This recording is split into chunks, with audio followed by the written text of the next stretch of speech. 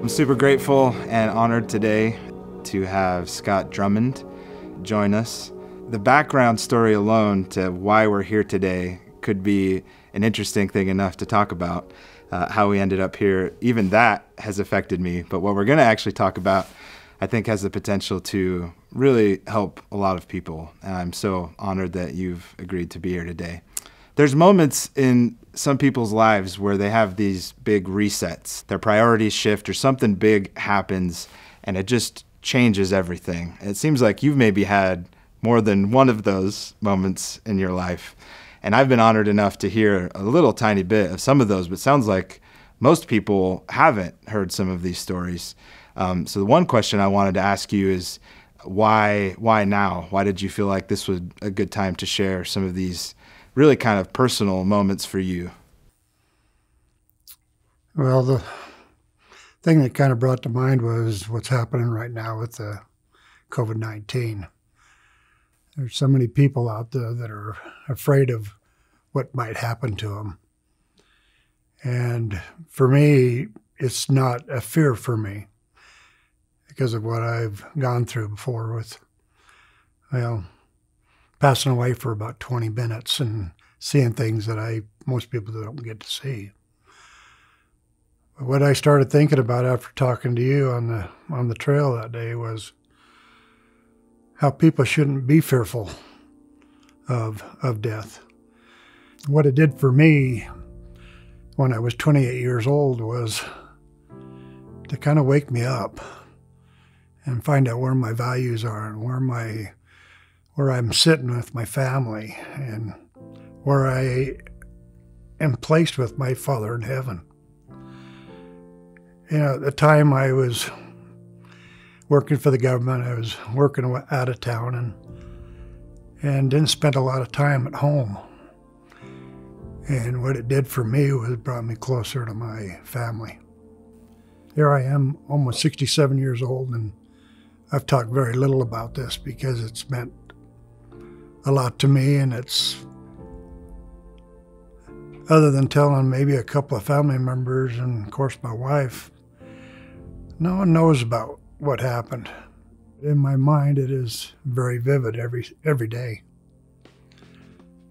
I was up on the ski slopes in Park City and having a great time.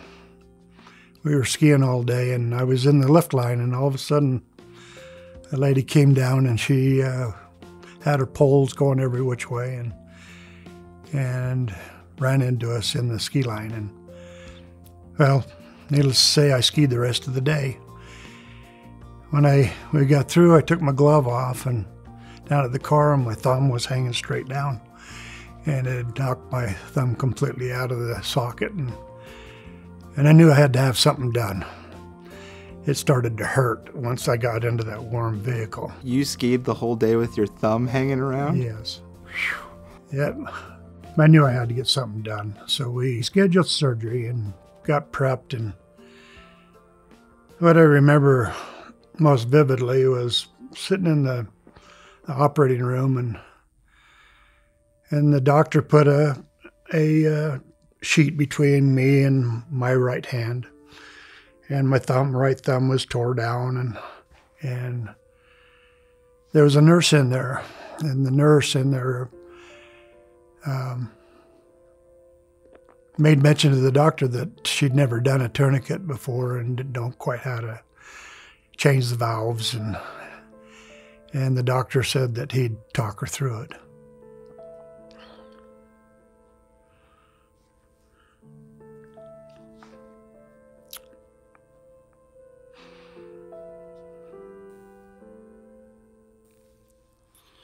Well, in the situation that you put a tourniquet on right here, and you have two valves. One is to tighten it up, one's to loosen the pressure.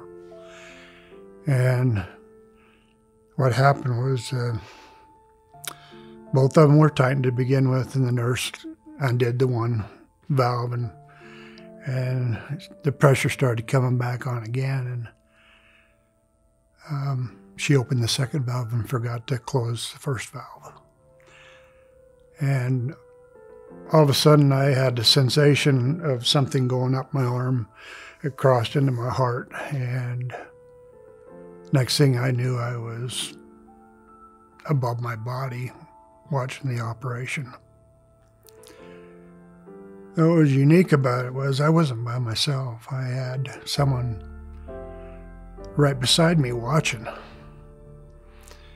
And I don't know if this is normal or not, but I watched every stitch that was put into my thumb.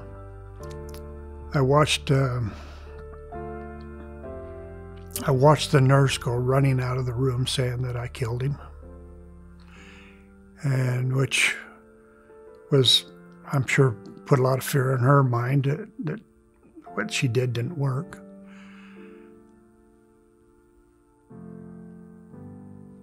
But I sat, and even though I never did see the person next to me, I sat right next to him as if I knew that person. And everything was done through the mind. There was no talking. I could hear what the doctor was doing, but I could never hear mouth to mouth what was being said with the person that was next to me. And we sat there and watched the operation. And I can't tell you how long, because there was no clock on the wall, or I didn't have a watch on. We watched how serious the doctor was about finishing his surgery on my thumb. And I watched him cut me here and tear a tendon out. I saw him wrap it around my thumb, and I started watching him put me back together. Something that was supposed to be a very simple operation ended up being not so good in the end. We sat there for a little while, and I can remember I was sitting above. I was laying down, and how you lay out with your arm like this, with the sheet right here. And I was sitting right up here above watching the surgery. And then in my mind, I was told, okay, it's time to go. And I remember so vividly, I could never look back. I was instructed never to look back again. And the next thing I knew, and it was like a twinkle of an eye, I was standing in a field where the person that was with me was right next to me, but I couldn't see him. And I looked over to the left, and there was some great big tall trees. And I remember they were the most unusual looking trees. It had a long trunk with the leaves up on top. And there were lots of them. And then to the right of that, which would be still to the left of me, was wildflowers, just beautiful wildflowers. And they were up about to my waist. And I just remember looking and seeing how beautiful the flowers are, because it's something that I really enjoy is yard work and gardening. And I just remember the vivid colors were just magnificent. And then in front of me, and then to the right, was tall grass that came up probably just about my waist high. And I was just standing there. And the next thing I knew, the person that had escorted me there was not there anymore, and I was by myself. But it was so peaceful. Everything was really, what I remember so vividly was I could see a long ways to my left. I could see a long ways to my right. I wasn't allowed to look back. But in front of me was at the time it seemed like a cloud. It was just a white cloud. And all of a sudden in my mind, I started watching a video of my life. And I saw it from the day that I was born until I was 28 years old. Everything that I'd done in my life, good, bad, it didn't matter, because what mattered was that's what I was being judged on, was what I had done. And I remember some of it hurt, but some of it made me feel good. But it was what it was. I had no one there to argue with, no one to say, I didn't do that. No, I did it. But there was a lot of things at that time in my life that I wasn't really as on track on my life as I should have been. It was, at that time in my life, I was working for the government, for the Postal Service at the time, and it was all about getting ahead, making enough money. And I was working, I remember at the time I was working in Jackpot, Nevada, which is way out in the middle of nowhere. And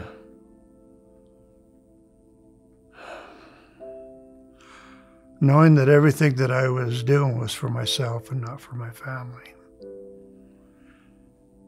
And I think probably out of all of that I watched, it was, some was good, some was bad, but I knew that I had to do better with my life.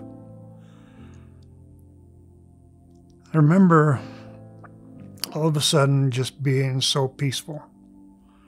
After it was all over, it was real. Nothing, there's no fake stuff. There was no, you didn't do this or I didn't do that. I did it. It was all about me. And what was so vivid was it was in my mind. I wasn't talking to anybody. I wasn't negotiating. It was all in my mind that I was visualizing. And when I got through, I went, it's over, I knew that I was dead, and I knew I was moving on. I was instructed through my mind, and that person wasn't next to me, but in my mind to get up and start working forward. And I walked up to this white cloud, and an arm came through, only about this much. And it just came through, and I'll never forget it. It was an arm that was strong. It was somebody that had worked either in the farming industry where his arms were big and his hands, I remember, were strong. They were bigger than my hands. They were a lot more meaty. And he reached out like this, and I reached towards his hand, and he said, "It is not yet your time. You have more things yet to do." And he pulled his arm back through, and I didn't see it again because of the cloud that was in front of me. And at that time, I went back into my body.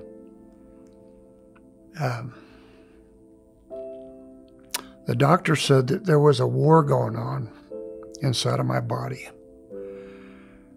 The war was that I did not want to come back because it was so peaceful. I remember him saying, "What was going on? Why was you all over the place on that table?" And I told him that I didn't want to come back. It was too beautiful where I'd been. And come to find out, I had a paper on my chest, and it had pronounced me dead for 20 minutes. And I'd been gone. But I was gone in the most peaceful place that I could have ever went. When they wheeled me out, Connie was out in the hallway. She had no idea that anything had ever happened to me. But for 3 days, I've never had so much peace in my life as I've It's unbelievable, the peace that I had for 3 days laying in that hospital bed. And the doctor, it's kind of funny, the doctor kept coming back in and checking on me to make sure I was okay, and was extremely nice to me. It was Dr. Skousen. Just so you're aware, too, Scott's wife, Connie, is sitting right off screen, so you don't think he's talking to himself. Oh, no. This is my escort, my wife, Connie. Well, we've been married 45 years, and this is something that I have kept very private and sacred in my life because it meant so much to me.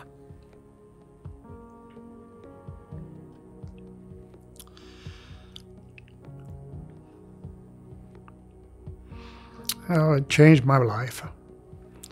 It changed the way I think about things. It changes the way I think about my wife and what we are together, and that we are one instead of trying to be one-on-one. We're trying to be one. At least I am trying.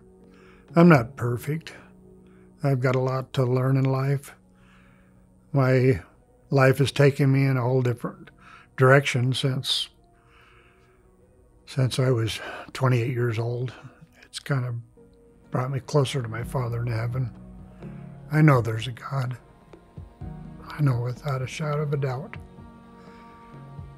One thing that I can also say is I'm not afraid of dying, because I know how peaceful it's going to be.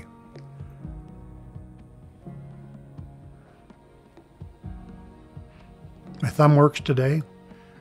Very good. I call it my bionic thumb. But I love my family. I love my wife. Thank you so much, Scott, for sharing. There's so many things to be taken from that. One alone, just that you have zero fear of dying in the world's current climate. That alone, if some people could latch onto that and just know, a lot of people have died in the past 2 months, knowing that this life isn't it, that there's more, and that it's the most peaceful you've ever felt. One thing I thought was particularly poignant as well, that idea of never looking back. That's something in our lives too. I think we hold a lot of baggage, and maybe we feel bad about things that we've done. I think that's a really interesting message that you had while you were there, that we can also take away, is that, like, you can always start again.